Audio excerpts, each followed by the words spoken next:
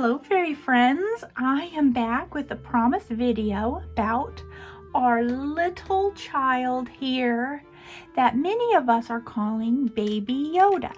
Now I am not going to be a snob about it, but if you call him Baby Yoda, just know he's not actually Yoda, and that's all you need to know.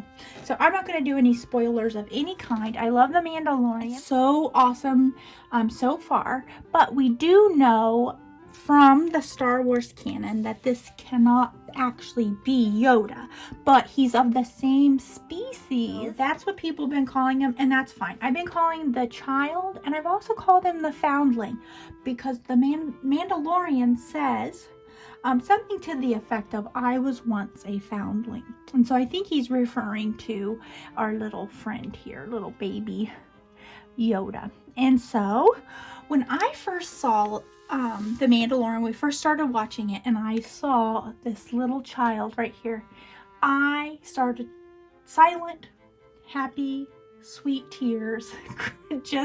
I looked over at my daughter and she was like, oh, we could not handle the cuteness.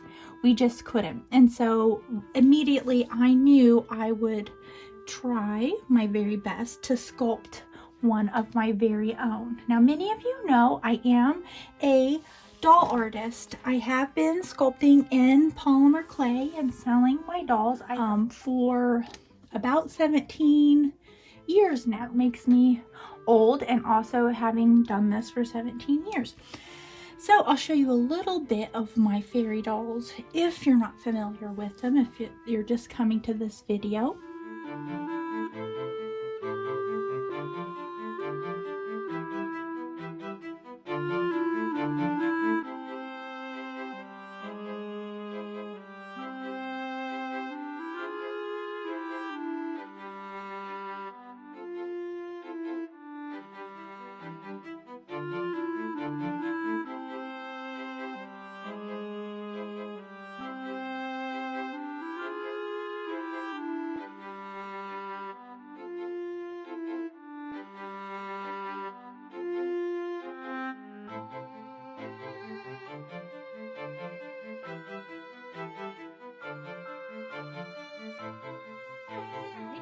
Because a lot of people ask, where do I get my inspiration, or where did I? Because I'm kind of stuck. I wouldn't say stuck, I'm set.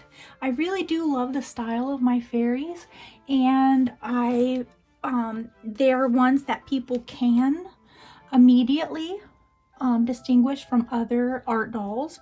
I do have what I feel like is a distinct style. If you've seen the Dark Crystal, if you've seen Labyrinth, if you've seen any of those movies, plus any artwork by the Frouds, then you will definitely see an influence from them.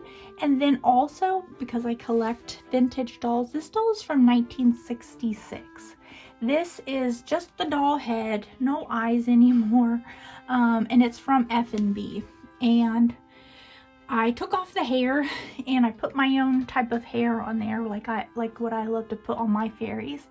And this is just my little reminder that I have several influences, other artists, movies, and other dolls from other time eras. And I think if you look at this doll, you guys can see, even though it's a lot larger than my dolls, I think you can see where I get a lot of my inspiration. Now back to the child here. I have been asked about the pricing on my doll, a little bit about why the prices are so high. Now, if you already know about art dolls and you've already been collecting them, all of this is going to just be it's just part of the art doll world. Now, people new to art dolls are not going to quite understand, so really this is for them. An art doll can be made of many different materials. I started making dolls in cloth probably at like 13 or 14, right before I switched over to polymer clay. In my 20s, I was making a little bit more of a sophisticated and articulated cloth doll. You can see art dolls in all sorts of different materials. These are made of polymer clay, but whatever that they're made of, they were handmade. Now, some people do use molds, and that's not to disparage anyone. When I talk about this, I'm not ranking them in any way. I'm just letting everyone know the different variations because I respect all artists and everyone who's out there creating and putting magic in this world. We should be uplifting each other and celebrating each other.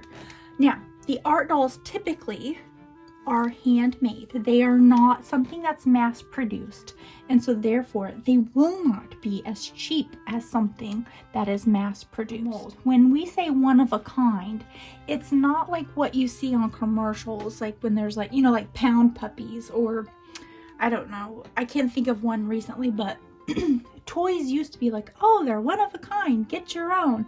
They weren't. There could be hundreds, thousands, millions made of one specific one.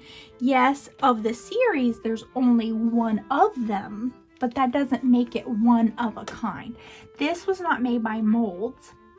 This will never be made exactly the same again, no matter how hard I try, whether that's a good thing or a bad thing. This is my first little child that I sculpted, and so there won't be another one like him. That's where you get the one of a kind. It truly means one of a kind.